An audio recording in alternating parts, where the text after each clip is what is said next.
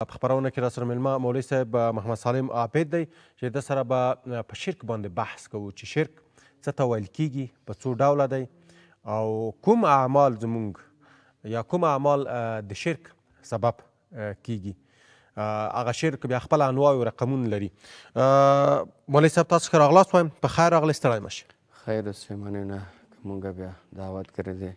الله تاسو ته او ټول مسلمانانو ته اجرونه درکړي انشاءالله. مولوی صاحب الله جهان سپاس و تشکری میکنم که باز هم ما را در این برنامه با یک موضوع جدید دعوت کردین. الله متعال جمیع مسلمان ها را در حفظ امان خود داشته باشه و از این گناه مهلک و خطرناک الله حفاظت کنه کل ما و شما را. بخیر و سلامت. تشکر، ډیره مننه، ژوندی اوسئ. مولوي صاحب محترم، لومړی به شرک تعریف کړو. شرک د الله سره څنګه تعریفولی شو؟ څه ته ویل کېږي خپله د شرک؟ بالکل صحیح دی. الحمد لله والمنه والصلاة والسلام على نبیه. السلام علیکم ورحمة الله وبرکاته. اعوذ بالله من الشیطان الرجیم. بسم الله الرحمن الرحیم. یا بنی لا تشرک بالله ان الشرک لظلم عظیم. صدق الله العظیم. قال النبی صلی الله علیه وسلم الا انبئکم باکبر الکبائر الاشراک بالله. الحدیث. عزیزان گرانقدر، دوستان عزیز، امیدوار هستم که صبح زیبای خوبی را آغاز کرده باشین. انشاءالله الله متعال ما و شما را در طاعت و عبادت و بندگی خود سوق بدهد. آمین. دوستان عزیز، برادرم بزرگواری که سوال کردین در رابطه با شرک. شرک در لغت به معنای قسمت و حصه را گویند و در اصطلاح عبارتند از تقسیم یا حصه را در ذات الله، در صفات الله، در افعال الله متعال شریک کردن، تقسیم کردن، حصه کردن، جای دادن، این را شرک میگویند. شرک نوعیت های مختلفش هم داره که شرک اکبر است و شرک اصغر است. در قرآن کریم به این موضوعات و احادیث نبی کریم صلی الله علیه و سلم پیرامونش سخن زده شده.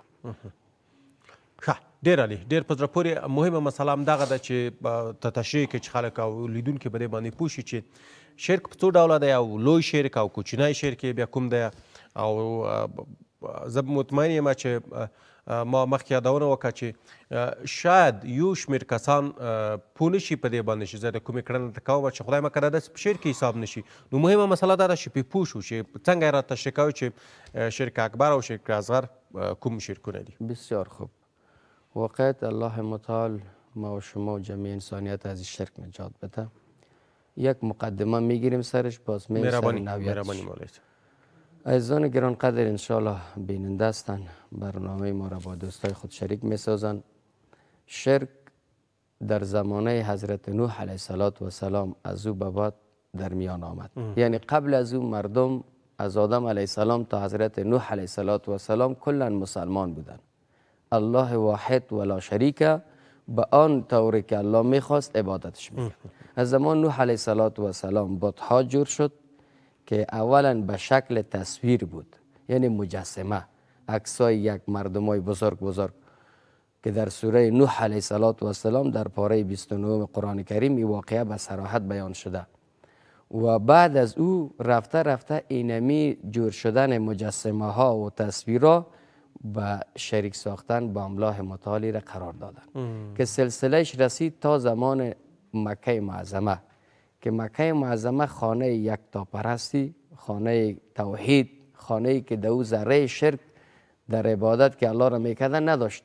خو از زمان عمرو ابن لحی 400 سال قبل از میلاد این مکه معظمه به بت و بت پرستی مهیا شد. بت‌ها را به 4 طرفش آوردن نصب کردن که به نام حبل بزرگترین بتی بود، لات و منات و عزات این بت‌های مشهور بود.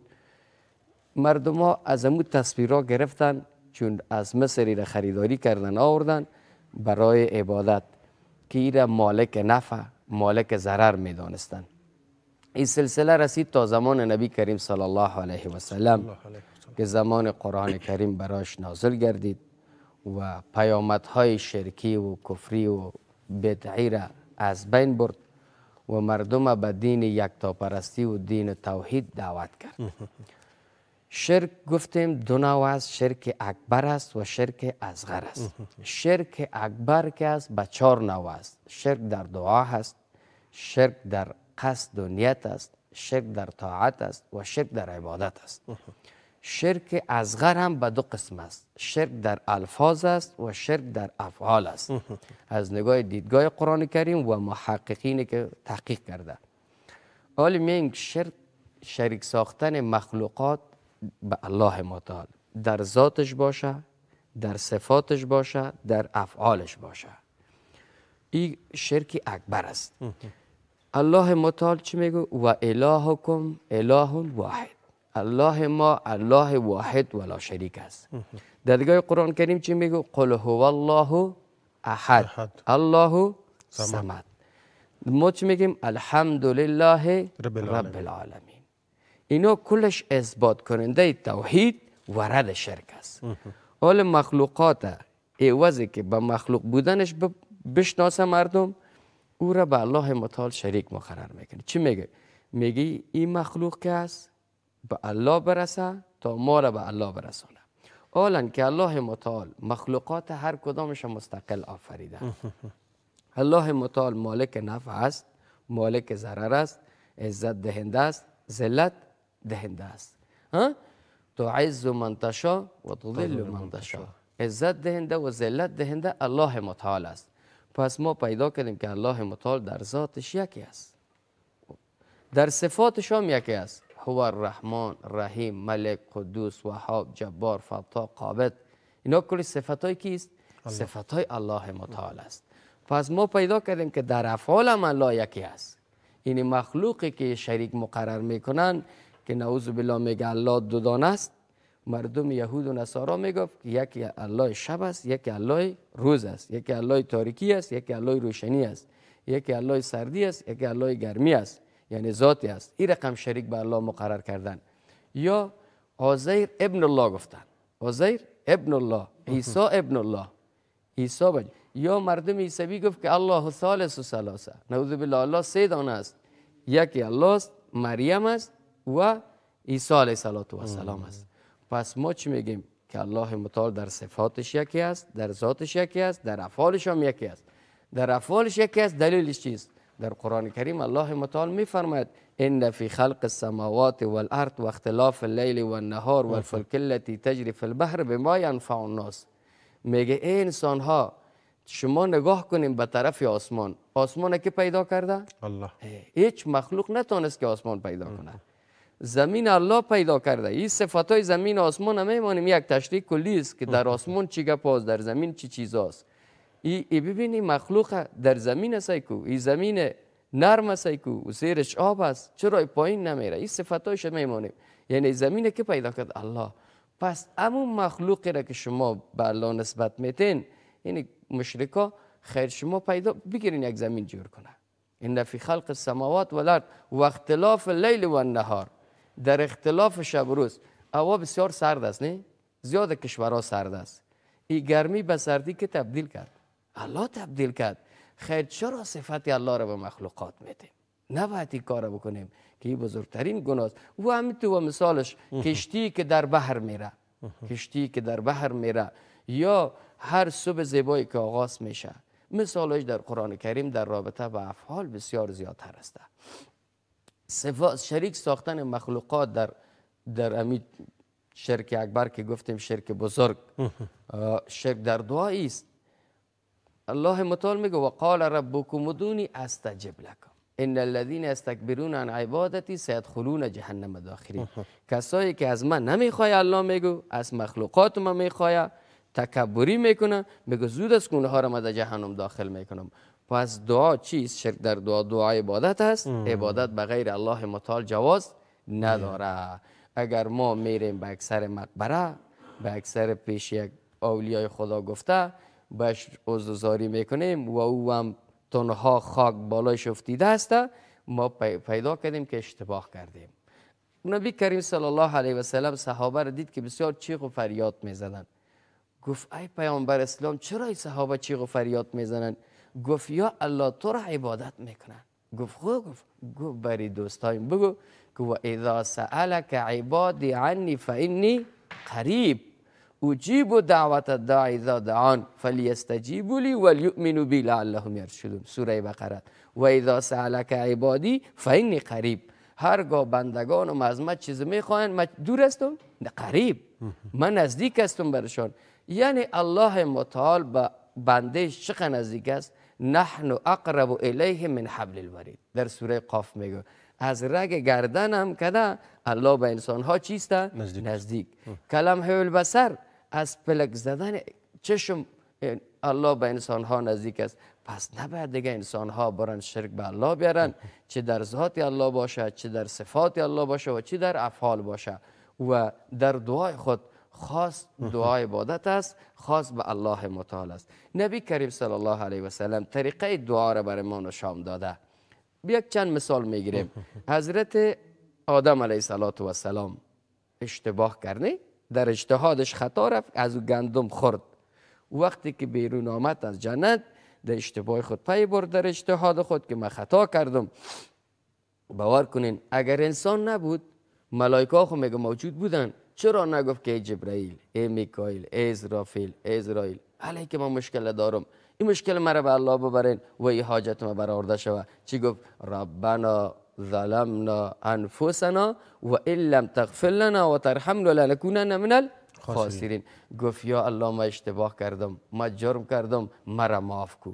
پیش میایم حضرت ابراهیم علیه السلام زمان کی را بردن که آتش بندازن، انداختنش در آتش.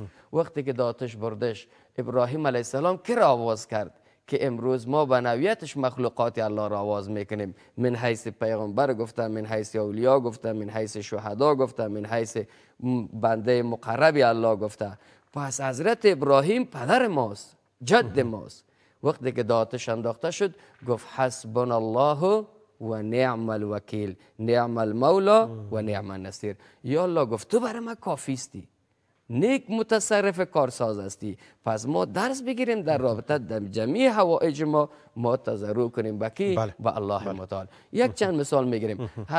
حضرات کف نه، سوره کف که است، 7 نفری که اینا بودن، دقیانوس یارا به بت پرستی و به شرک دعوت کرد، اینا باورزیدن. اینا بزرگترین دولتمندا بودن، لباس ها را انداختن بخشش.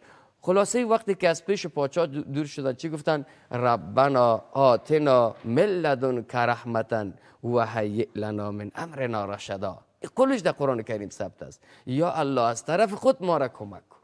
حضرت ایوب علیه السلام، امروز یک مادر ما مریض شد، با کجا میره؟ به زیارت میگرده، به غزنی برو، به اینجا برو، به اونجا برو. مسلمان میره کافر میایه، مسلمان میره کافر میایه. 60 سال عبادت میکنه، یک مریض سرطان میگیرش، خلاف فرمان الهی دوا میکنه، مشرک میشه، کافر از این جهان میره.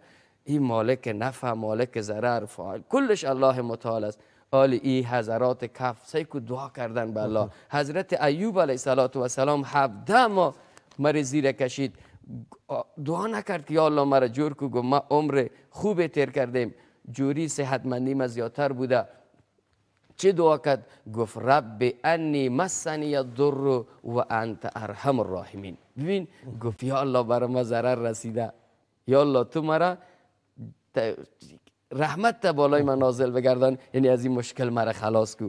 حضرت ابراهیم علیه السلام 100 سال الله برش اولاد نداده بود، خلاف شریعت فهمیدی، دوا و ترمیم خدا نکرد، دعا کرد رب حبلی من الصالحین. حضرت زکریا علیه السلام در قرآن کریم واقعش است. حضرت یونس علیه السلام وقتی که در شکم ماهی رفت چی گفت؟ لا اله الا انت سبحانک انی کنت من الظالمین. این مثال های و هزارها مثال ها می رقم داریم که بالای بندگان نیک الله متعال مشکل آمده، اونها مشکل خدا به کی پیش کرده؟ به الله پیش کرده. این چی میگه؟ شرک در دعا، اگر خلافی از این پیش بریم.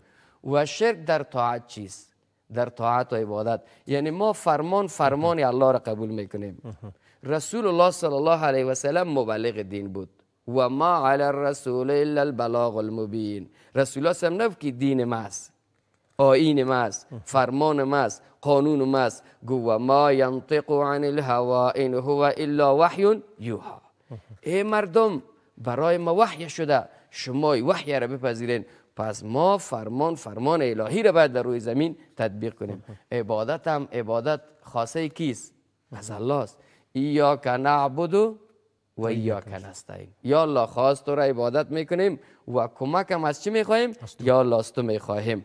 پس در اینجا هر نوع از عبادت مخصوص الله متعال است به طریقه رسول الله صلی الله علیه و سلم. رسول الله صلی الله علیه و سلم هم عزیزای محترم وقتی که عبادت میکرد الله را عبادت میکرد.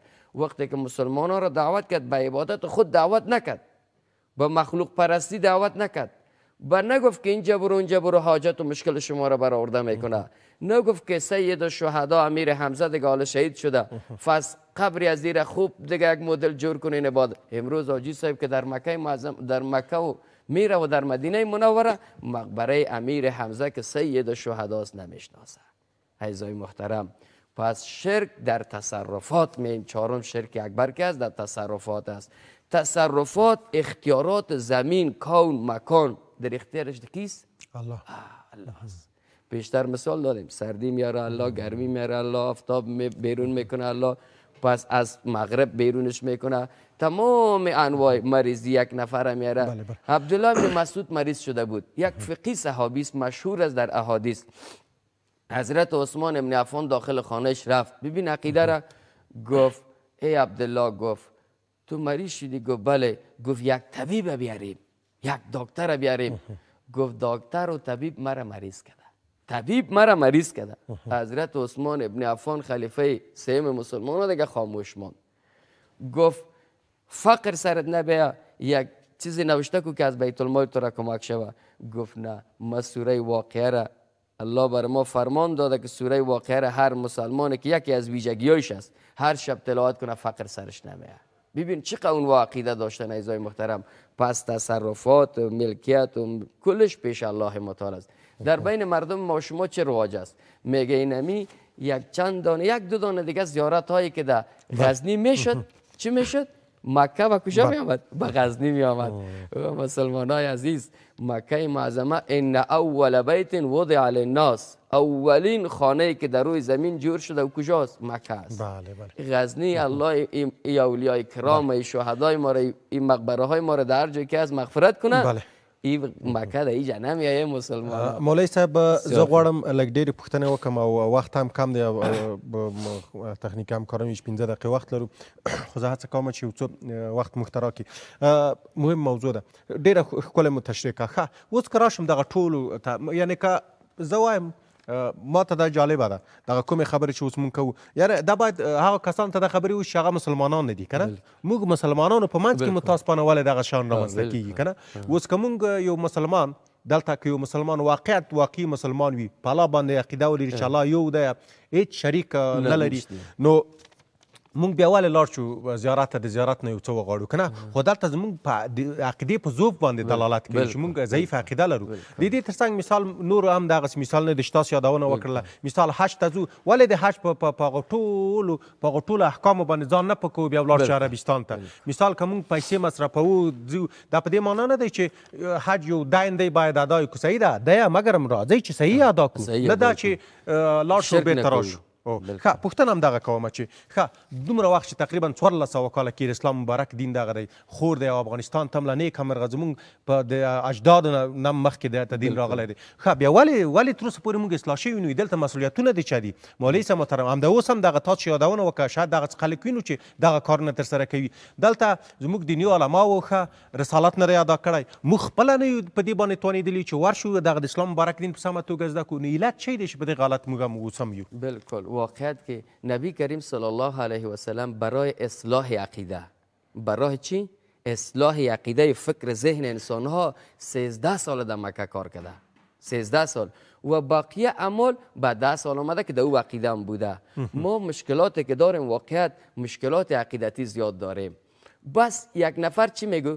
یک عقیده داره که یک تارک برای از او ضررش دفع میکنه، یک دانه تارسی که در دست خود در پای خود بسته میکنه، میگه این ضرر، مگم ذاتی که آسمان و کائنات پیدا کرده ای تو فکر نمیکنه که اصل ضرر او دفع میکنه. و این اون نقص ما در کجاست؟ که تفسیر قرآن نخواندیم، و از مزایای قرآن کریم خبر نداریم. باور کو اوقا که دیگه چیزا رو مردم میخوانه تفسیر قرآن کریم نمیخوانه. اونوایی که تفسیر قرآن کریم خوانده اونها واقعا که مضبوط عقیده دارن، پخته عقیده دارن. ببین ما درس میخوانیم به چند سال، به 8 سال، به 9 سال، به 10 سال. باز تفسیر قرآن کریم چقدر میخوانیم؟ به یک 6 ماه، یک 5 ماه. دستا رو بسته میکنیم، بس ما فارغ شدیم. ما قرآن کریم از یاد بخوانیم. میگه دنیا را فلسفه گرفته بود که قرآن کریم از بین بره. خود زمانی که شاه ولی الله محدث دهلوی قرآن کریم آورد دوباره تفسیرش از مکه و مدینه، باور کن میگه خود علما یک تعداد فتوا دادن که عوام مردم ملا میشه. از دستی که قرآن در بین مردم مروج کرد، مردم کل از قرآن کریم گپا را گرفته رفت. ای تو فتوا دادن که دستای از قطع شوه، کلکای از قطع شوه، که این مردم کلش به حساب عالم دین ساخت. واقعیت که قرآن کریم در مساجد ما اگر تشریح شوه، در منابر ما تشریح شوه، آنچه که قرآن تشریح کرده، آنچه که حدیث قرآن تشریح کرده، آنچه که صحابه کرام قرآن تشریح کرده، آنچه که علمای مجتهدین قرآن تشریح کرده، باور کو که یک نفر هم دیگه در شرک مبتلا نمیشه. و ضرر شرک هم از کل گناه ها که بزرگتر است. 7 موبقات، 7 گناه هلاک کننده. ابو هریره میگه گفت یا رسول الله صلی 7 گناه هلاک کننده، گفت بزرگش چیست؟ گفت شرک بالله. یک صحابی آمد از رسول صلی الله علیه و سلم پرسان کرد که ای نبی علیه السلام همی بزرگترین گناه را برای ما نشان بده. گفت الاشراک بالله. اینقدر تکرار کرد که صحابی خسته شد.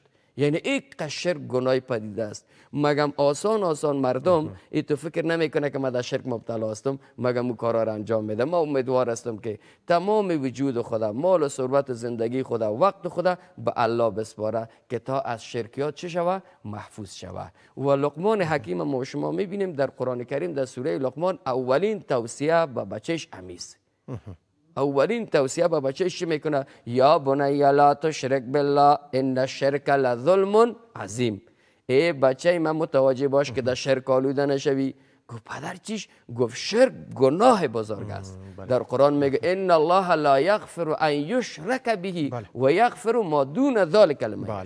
واقعیت هم دی مولوی صاحب که څوک الله پاک ونه پیژني او الله پاک باور ونه لري، هغه ته بیا څنګه مسلمان وویلی شو؟ خو مسلمان ډیره مننه. ستاسو پیغام او پیغام سره هیوادوال پیغام ما ایسته که مسلمانای عزیز، دوستای عزیز، هم کشورهای ما که در کشور ما از بیرون کشور، جمعی مسلمان هایی که سخن مرا میشنوند، واقعیت که شرک گناه عظیم است، گناه بزرگ است. انسان ها را وادار به دیگه گناه ها میکنه. امیدوار هستم که از این پدید، از این گناه مهلک که صاحبش دائم در جهنم میمونه، از این جلوگیری کنن. در ذاتش الله تنهاست، در صفاتش الله تنهاست. هر نوع مریضی از جانب الله است، هر نوع فقر از جانب الله است، هر نوع تنگدستی از جانب. یک نفر که الله عزت میده از جانب الله است، یک نفر که عزت ذلت میده، کلش از جانب الله متعال است. و الله اینقدر به ما نزدیک است که از چشم ما کده، از قلب ما کده، از وجود ما کده، الله متعال به ما نزدیک است. یک روز میگه یک زنکه یک مشکل داشت، آمد دعان واحد سخن خدا گفت در رابطه با زهارش بود. بی عایشه صدیقه میگه من یک 3 متر رو طرف از شته بودم، من نفهمیدم. خو الله متعال فورا آیه را نازل کرد که قد سمع الله قول التي تجادلك في زوجها ويشتكي الى الله. این آیه را نازل کرد. واقعا الله بسیار عظیم ذات است، قابل صفت است، قابل عبادت است، قابل پرستش است. بغیر الله متعال دیگران قابل ای که احترام حق حقوقش و انزل الناس منازل هم از جایش، مگر او رقم نیست که صفات الله متعال به پیغمبر دادن، جفاست به اولیاء دادن، به شهدا دادن، به یک انسان فرد عادی یا هر رقم باشه، ای جفاست. نباید مسلمانای کار بکنن. ډیره مننه قدرمن مولوی صاحب محمد صالح مابیچ زموږ سره خبرونه کې ګډون وکړ. تاسو په چاره کې بریا وغواړئ. خوشاله اوسئ. ډیره مننه.